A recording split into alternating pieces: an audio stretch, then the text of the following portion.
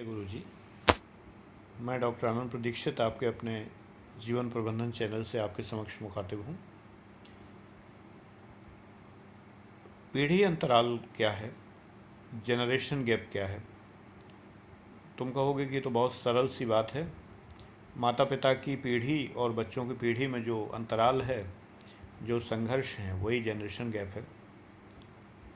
ये तो एक सामान्य सी परिभाषा है। मैं तुम्हें इस पर एक विचार दे रहा हूँ। जनरेशन गैप होना ही नहीं चाहिए। यदि माता पिता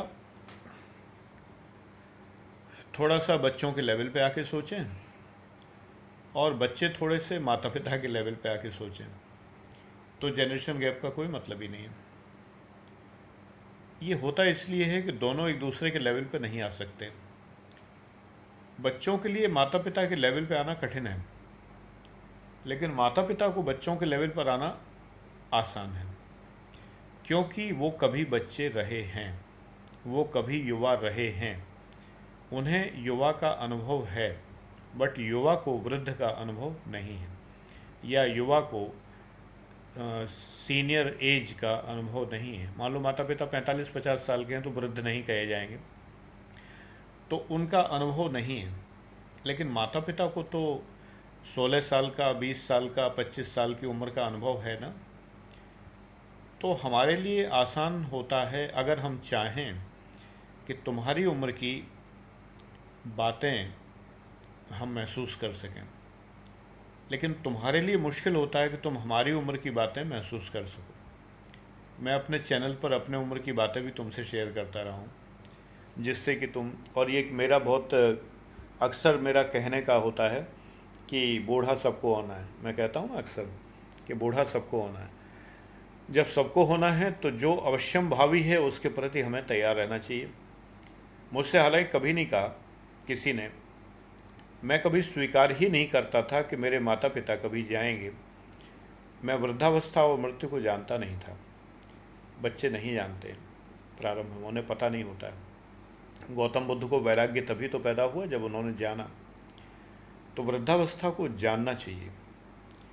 जानने से, अगर आप वृद्धावस्था को जानते हैं, उसको अगर आप समझते हैं, तो निश्चित रूप से आप नैतिकता का आचरण करेंगे, अनैतिक व्यवहार नहीं करेंगे, कर्टियस रहेंगे और बड़ी दुआएं मिलेंगी। ये भी तय बात है। लेकिन नॉर्मली आज युवा पीढ़ी बहुत दम्भ में है, घमंड में है, अपने मद में चूर है, किसी की परवाह नहीं करती है। जनरली ये हो रहा है। मैं तो समझता हूँ कि हिंदुस्तान के सेलेक्टेड लोग, सेलेक्टेड बच्चे, बिल्कुल चुने हुए, एकदम बहुत ही बेहतरीन किस्म के, धीरे धीरे धीरे मेरे चैनल पर इकट्ठे हो रहे हैं। यही एक चैनल है जहाँ पर हिंदू, मुस्लिम, सिख, ईसाई सभी एक से रहते हैं। यहाँ कोई राजनीतिक मुद्दा नहीं गरमाता है। कमेंट्स में भी मैं तो कमेंट देख के तब ओके करता हूँ, लेकिन आज तक मैंने कमेंट नहीं देखा किसी ने जाति पर गाली दी हो किसी को, या किसी ने किसी को धर्म पर गाली दी हो। कभी नहीं देता कोई। मुझे दे सकते हैं लोग बाग, लेकिन आपस में किसी को जाति धर्म पर गाली देते हुए, मैंने बुरा भला कहते हुए नहीं देखा, जैसा कि तमाम चैनलों पर होता है। मैं तो ईश्वर का आभार मानता हूँ कि एक स्थान ऐसा भी है कि जो पूर्णतया सेकुलर है और बहुत ही अच्छे ढंग से सभी लोग बिहेव करते हैं। यहाँ पर एक दो लोग जो इधर उधर होते हैं तो उनको ब्लॉक कर दिया जाता है कभी कभार। अधिक नहीं है, थोड़े से लोग होते हैं इससे, तो वो तो हर जगह होते हैं। इनके बिना शोभा नहीं है समाज की। तो नेगेटिव नहीं होगा बेटा तो एनर्जी कैसे बहेगी? पॉजिटिव ही पॉजिटिव होगा तो ऊर्जा का प्रवाह नहीं होगा। तो इसलिए ऊर्जा के प्रवाह के लिए नेगेटिविटी भी ज़रूरी होती है, तो उनमें है। तो जनरेशन गैप इसलिए होता है कि जब सीनियर जनरेशन जूनियर की भावनाओं को नहीं समझती। उनके ज़माने में वो जैसे थे वैसे ही सोचते हैं कि आज के बच्चे भी होंगे। आज के बच्चों को ये समझना चाहिए कि जो उनके ज़माने में होते थे उससे वो रेंगते हुए आगे आ गए हैं, क्राउलिंग करते हुए आगे आ गए हैं। छोटे बच्चे थे, घुटनों चला करते थे, तो बड़े हुए कि नहीं हुए? तो प्रथाएं बदल गई, रिवाजें बदल गई, देखते देखते सब कुछ बदल गया। एक ज़माना था कि 1965 में मैं 10 साल का था और संगम फिल्म आई थी। उसमें कुछ सॉन्ग था सॉन्ग तो सारे मुझे याद ही हैं खैर, लेकिन कोई शब्द था वो मैंने पिताजी से पूछा तो पिताजी को लगा कि बच्चा बिगड़ रहा है, ये कहाँ से सुना तुमने? हमने कहा रेडियो पे सुना था। तो ये गंदा शब्द है, अच्छा शब्द नहीं है। मैं शब्द भूल गया, सनम वनम टाइप का कुछ रहा होगा। तो और एक आज के ज़माना है कि बाकायदा आप देख ही रहे हैं जो हो रहा है, तो लिव इन रिलेशन विवाह के बराबर मान्यता प्राप्त हो रहा है, और समलैंगिक विवाह भी अब जल्दी ही धूमधाम से शुरू हो जाएंगे। नए प्रकार की सहारक सहारक जानते हैं ना, जो जिस मौसम में शादियां होती हैं, तो वो नए प्रकार की वो भी प्रारंभ हो जाएगी। ठीक है भाई, सर्वोच्च न्यायालय ने एक्सेप्ट किया है तो सब कुछ सही है। तो कितना टाइम बदल गया, तो पुराने लोगों से तो हज़म नहीं होगा, बिल्कुल ही उनको लगेगा कि क्या, लेकिन समय है, बदलता है। कल को रोबोट से लोग शादियां करेंगे। अब वो मैंने बताया था कि जैसे आर्टिफिशियल इंटेलिजेंस आ रही है और ऑगमेंटेड रियलिटी और ये सारी चीज़ें हैं, तो कल को लोग बाग जो हैं कस्टमाइज्ड रोबोट्स से शादी कर लिया करेंगे, और वो उससे कभी झगड़ा भी नहीं होगा क्योंकि कस्टमाइज्ड रोबोट होगा, क्योंकि वो बिल्कुल उसी के इशारों पर चलने वाला होगा उस पर्सन के। ये सब भी आगे होने वाला है। So that we have to accept it simply and without any hesitation we have to accept it. हमें स्वीकार करना ही चाहिए। अच्छी बात है, क्या बुरा है इसके अंदर? बुराई क्या है? जो भी हो रहा है, अगर उससे कोई हमें हार्म नहीं है तो थोड़ा जनरेशन, अब तुम्हारे लिए मैं क्यों कह रहा हूँ, इसलिए कह रहा हूँ बूढ़ा सबको होना है। तुम अगर अभी से अपनी ये मेंटेलिटी रखोगे, तुम बच्चों ध्यान से अगर अपने बिहेवियर को अध्ययन करो, तो सच बात यह है तुम में से कई लोग इस यंग एज में भी बूढ़े हो चुके हैं। बुराई के सेंस में नहीं कह रहा हूँ, उस सेंस में कह रहा हूँ कि जो अड़ियल बूढ़े होते हैं वो हो चुके हैं। यानी तुम अपने छोटे भाई बहनों को बहुत सताते हो। बहन का मोबाइल पूरी तरह तुम बिना पासवर्ड के देखना चाहते हो, अपने में चाहे कुछ छिपाए रहो। तुम सिस्टर को बहुत तंग करते हो, कहाँ जा रही है, कहाँ आ रही है, और उसको जो है उसके पूरे पहरेदार बने हुए हो। वो अगर फ़ोन में कभी अगर पैटर्न लॉक भी डाल दे तो भी उसकी मुसीबत है, तुम ताले में बंद रखते हो। ये हिपोक्रेटिक बिहेवियर ठीक नहीं है। बच्चा वो भी है, तुमसे छोटी है थोड़ी, तो उसे भी उचित है कि वो अपनी लाइफ जिए।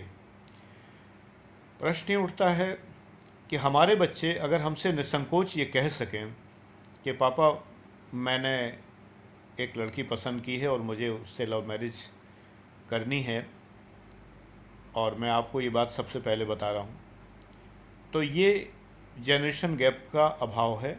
यानी यहाँ पर कोई जनरेशन गैप नहीं है। या लड़की कह सके पिता से या माँ से कि मैंने कोई लड़का पसंद किया है और आप एक बार देखिए, तो ये जनरेशन गैप नहीं है फिर यहाँ पर। लेकिन अगर ये नहीं कह सकते तो जनरेशन गैप है। अगर माता पिता की चीख चिल्लाहट शुरू हो जाती है तो वो जनरेशन गैप है। अगर हम अपने बच्चों की आज की नीड्स नहीं समझते तो जनरेशन गैप है। तो तुम अपने भाई बहनों के लिए अड़ियल मत हो। इस वीडियो के बाद तुम लोग जो कमेंट करोगे, उस कमेंट्स में तुम लोग ये बताओगे, ट्रूली बताओगे। हमारा फोरम तुम जानते हो चैनल ऐसा है कि जिसमें सभी लोग सच बोलते हैं और बिल्कुल ईमानदारी से बोलते हैं। तो तुम लोग ये बताओगे कि आफ्टर ऑल तुमने क्या महसूस किया है अपने जीवन में। क्या तुम अपने छोटे भाई बहनों के लिए उतने ही अड़ियल बुजुर्ग की तरह बिहेव तो नहीं कर रहे हो? अगर कर रहे हो तो स्वीकार करो इस चीज़ को और इस बिहेवियर को छोड़ो, उन्हें भी जीने दो, वो भी ठीक से। मैं एक लड़की को जानता हूँ जो मेरे क्लास में पढ़ती थी, मेरी स्टूडेंट थी। उसने एक बार शेयर किया कि उसकी सिस्टर बहुत बिगड़ रही है, आप उसकी काउंसलिंग एक बार करिए। हमने कहा बेटा काउंसलिंग तो मैं अपने स्टूडेंट की तो करता हूँ, लेकिन बाहर, बोली वो बाहर नहीं है, मेरी ही तो सिस्टर है, चलो ले आओ। उसकी सिस्टर जब आई तो वो मेरी काउंसलिंग करके चली गई। मैं उसकी काउंसलिंग नहीं कर पाया, वो मेरी काउंसलिंग करके चली गई। यानी उसने पूरी तरह प्रूव कर दिया कि वो सही है, जबकि वो गलत थी। वो लड़की अपनी छोटी सिस्टर को बिल्कुल सही कह रही थी, सही समझा रही थी, और वो लड़की बहुत गलत रास्ते पे जा रही थी, लेकिन मैं उसको नहीं समझा पाया। तो ऐसे में उस लड़की की, जो मेरी क्लास की स्टूडेंट थी, उसका वर्जन सही था, वो अपनी छोटी बहन को सही रोक रही थी। तो ऐसी भी बातें हो सकती हैं कि तुम सही हो और तुम छोटे बच्चों को, जो तुम्हारे छोटे भाई बहन, उनको सही ही रोक रहे हो। लेकिन एक तरीका ज़रूरी है। संघर्ष का समाधान करने का सूत्र अपनाओ संघर्ष ना हो, समाधान हो। संघर्ष का समाधान ऐसे हो, ये जनरेशन ही हो जाती है छोटे भाई बड़ी बहनों की, तो उस संघर्ष का समाधान ऐसे हो कि अगले को ये ना लगे कि तुम आदेश दे रहे हो। MP फॉलेट का एक सूत्र है, उन्होंने कहा है कि जब हम किसी को आदेश देते हैं तो वो डिपर्सनलाइज फील करता है। वो पर्सन ये महसूस करता है कि वो निर्व्यक्तिकरण हुआ है, यानी वो कुछ थोड़ा सा हीन हो गया है, कुछ उसकी प्रतिष्ठा को ठेस लगी है, तो वो जल्दी आदेश नहीं मानना चाहता। तो अगर छोटे भाई बहनों को, क्योंकि अभी तो तुम लोग इस एज में नहीं हो कि तुम्हारे बच्चे हों, तो छोटे भाई बहनों को अगर तुम कमांड करते हो तो कमांड करने की बजाय उनको प्यार से ट्रीट करो और उनको अपने ऊपर डाल के समझाओ कि मेरे साथ एक बार ऐसा हुआ तो मैंने ये देखा, मैंने ये देखा, मैंने ये फील किया। तो वो इंटरेस्टेड होगा और वो तुम्हारी बात सुन के थोड़ा सबक लेगा। झूठा किस्सा भी गढ़ना पड़े तो गढ़ लो, कोई बात नहीं। तो इसलिए एक बार अपने व्यवहार को ये देखो कि तुम अपने माता पिता के साथ क्या व्यवहार करते हो और अपने छोटे भाई बहनों के साथ क्या व्यवहार करते हो। क्या तुम उस व्यवहार में नॉर्मल हो, सामान्य? अब चूँकि ये परिवार की बात है और बहुत कहना चाहिए निजी बात भी है, तो तुम उतना ही सीमा तक शेयर करो जो तुम कर सकते हो सबके सामने। कमेंट में जब तुम ये लिखते हो कि कमेंट अप्रूव ना करें, तो बेटा मैं जवाब नहीं दे पाता, फिर दिक्कत होती है ना। अप्रूव किए बिना जवाब नहीं देना संभव नहीं है, तो वो फिर चला ही जाता है, मैं उसका जवाब नहीं दे पाता क्योंकि मेरे दिमाग से उतर जाता है। क्योंकि मैं दिन में हज़ारों काम करता हूँ, तो वो फिर मेरे दिमाग से उतर जाता है।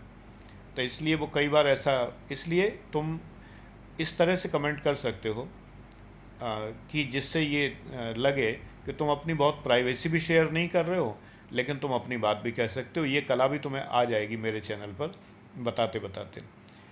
दूसरी बात यह है कि मैंने एक बार एक सूत्र बताया था सबको, तो उसको ध्यान कर लो। मैंने ये कहा था कि पंचोपचार, यानी तुम्हें अपनी सारी समस्याएं दूर करने के लिए 5 उपचार करने चाहिए। इस वीडियो के टॉपिक से हट के ये वो 5 उपचार ये हैं कि अच्छी सुगंध, मनपसंद स्वाद, मनपसंद कपड़े, मनपसंद रंग, मनपसंद संगीत। ये सब सुनते हुए, करते हुए और वातावरण बनाते हुए अगर तुम अपने सारे काम करोगे तो वो सफल होंगे। और अगर इनमें से कोई भी चीज़ नहीं है, अगर पंचोपचार ठीक से नहीं होता है, तो फिर काम नहीं होते। बस ये ध्यान रखना है कि कोई चीज़ एक्सेस ना हो जाए। जैसे स्वाद में अधिकता का मतलब ये नहीं है कि तुम 4 आइसक्रीम खा गए इकट्ठी या 10 चॉकलेट खा गए तो भोजन की जगह चॉकलेट ही खा गए, वो नहीं। हर चीज़ बैलेंस्ड। तो जो हमारी पांचों ज्ञानेंद्रियां हैं, तो क्या तुम उन पांचों ज्ञानेंद्रियों को ठीक से कैटर कर रहे हो? देखो, तुम शरीर का ख्याल रखोगे, शरीर तुम्हारा ख्याल रखेगा। तो इस वीडियो में तुम ये भी कमेंट कर सकते हो कि तुम्हारे पंचोपचार की दशा क्या चल रही है। तुम कुछ पूछना चाहो तो पूछ भी सकते हो समस्या के साथ कि इस समस्या में मेरे लिए कौन सी क्या चीज़ें उचित रहेंगी। मैंने पहले गाइड किया था, कुछ बच्चों ने उसको बहुत लाभ हुआ और उससे उन्होंने फ़ायदा उठाया और अच्छा है। मैं यही चाहता हूँ कि तुम्हारा जीवन अच्छे से रहे। तो वो चीज़ें तुम एक बार को करके देखना, ठीक है? Thank you very much, God bless you.